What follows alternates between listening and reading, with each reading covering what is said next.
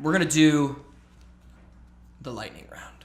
Ooh. So I'm going to ask you a question, and you're going to answer as fast as you can. Oh, this is fun. fun. Without thinking about it. You got to knock it out. Okay. Then you just peek on the microphone. There are 7 of these. You ready? As ready as I'm ever going to be. First album you ever owned? Oh, my God. For Beatles, White Album. First show you ever saw? John Mayer, Temple University. Full band? Full band. Guess who opened for them? Maroon 5. Crazy. What? All right, continuing. Favorite song to play? Favorite song to play? It could be your own cover. Of Monsters and Men, Little Talks. That's a good one. Yeah. We play that one a lot. Least favorite song to play? The easy answer is Wagon Wheel. The other answer is anything Bruce Springsteen, just because it gets thrown at me so much, and I try my darndest. You're right next to Jersey. I tried to play Rosalita a couple nights ago, and I didn't realize how many words were shoved into a 7-minute song. Mm-hmm. Oh my God! That's the song that made me want to play music. I mean, I listened to it for the first time intimately with headphones, and I was like, man, that is a great rock song right there. That's like so quintessential classic rock, and it's incredible. If you don't know who Bruce Springsteen is, go look him up. Mark, make sure you bookmark. Mark, can you look at Bruce Springsteen for a minute? Also known as the Boss or I'm checking Boss. it out. Okay, next one is guilty pleasure artist or album. Guilty pleasure artist or album. Mm-hmm. That you're embarrassed to admit. Oh, I'm not embarrassed to admit, but let's see. But maybe people might think it's a guilty pleasure. God, I love me some Christina Aguilera. I gotta tell you. Do you really stripped? Yeah, she's unbelievable. She's such an amazing singer. I find myself like, Eminem. Love Eminem. I don't know if that's it. Not guilty pleasure, but like stuff you wouldn't expect from me. I love Eminem. Okay. I'm trying to think. I don't know why I'm so bad at this. It's okay. It's off the cuff. That's why. I grew up loving opera, and I love Did like you all that. Really? Dude, that's what like got me into like singing. I swear to God, my mom had me these like. Are we talking I'm talking like The Clown? 3 tenors type opera, like on cassette, dude. Like on cassette in my car. I loved it. I loved it. I'd be like at camp when I was a kid, like singing on picnic tables and singing in the shower. Like that kind of stuff. I can't imagine it. And it just got me. It just made me. Yeah. It just got me into singing a little bit. It's oh damn! I'm gonna forget the name of the song. Save it for the opera podcast. Yeah, the opera podcast. Favorite album of all time? Oh come on, man. I could tell you. I mean, it's really easy to go Beatles because I worship them so much, and Sgt. Pepper's means so much to me. There's not enough time to dive into that.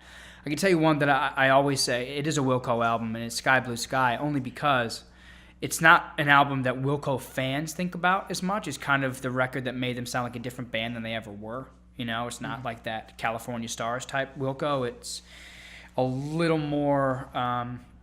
It came out one summer before I went to college, and it came out the same summer as I think "Icky Thump" by the White Stripes and like "Modest Mouse."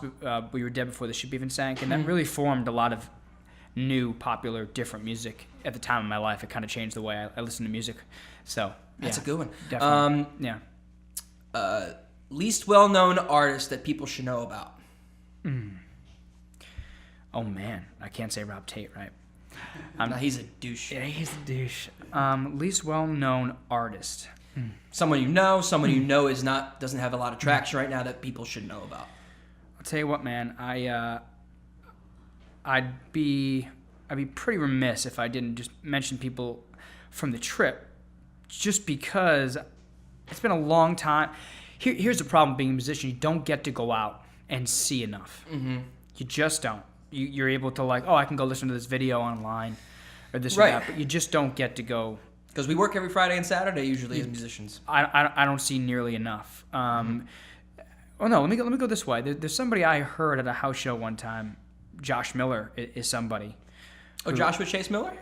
Yeah, he's someone that I've listened to intimately in an acoustic environment who does some beautiful things with the loop station and does some beautiful harmonies.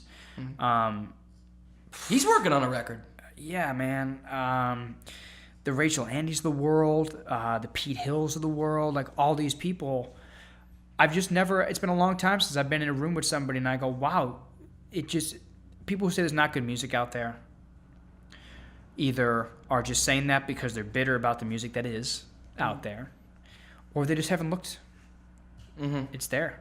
It's totally there. And that's the reason I wanted to start this podcast, is because even through this conversation, we probably mentioned 50 or some artists that people could check out. There's tons of good music. I dare you to say... Sophe Coran. Oh! I love her, dude. I love her. She does a great job. She played my release show. She did such a great job. She writes amazing songs. She's got a new song out right now.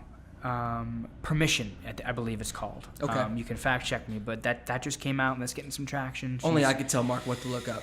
I think it's called Permission. Yeah, she has. I know I'm still trying to find Springsteen. Yeah, she's fantastic. Guys, so Sophie's another one. I can't just name one. Sorry. No, it's okay. We're lucky to have a lot of friends. Your favorite artist that you listen to right now? I still that you are listening to right now. Excuse me. I still just really appreciate the Head and the Heart. You have heard me say this, but I've never really talked about it. The Head and the Heart simplified things for me when I heard them. I was like, it's some of the most beautiful songwriting out there right now. It's their first album is so stripped down. I feel like there's just 3 musicians around one microphone in the studio just making these beautiful sound. So I love them. They have 3. They are amazing. They have 3 records out. And the latest one is a little more rock, a little more like kind of Tom Petty classic rock type feel, a little more produced than the other ones, but it's fantastic. So yeah, they're in my heavy rotation. You mentioned Lake Street Dive. I've always loved the Black Keys.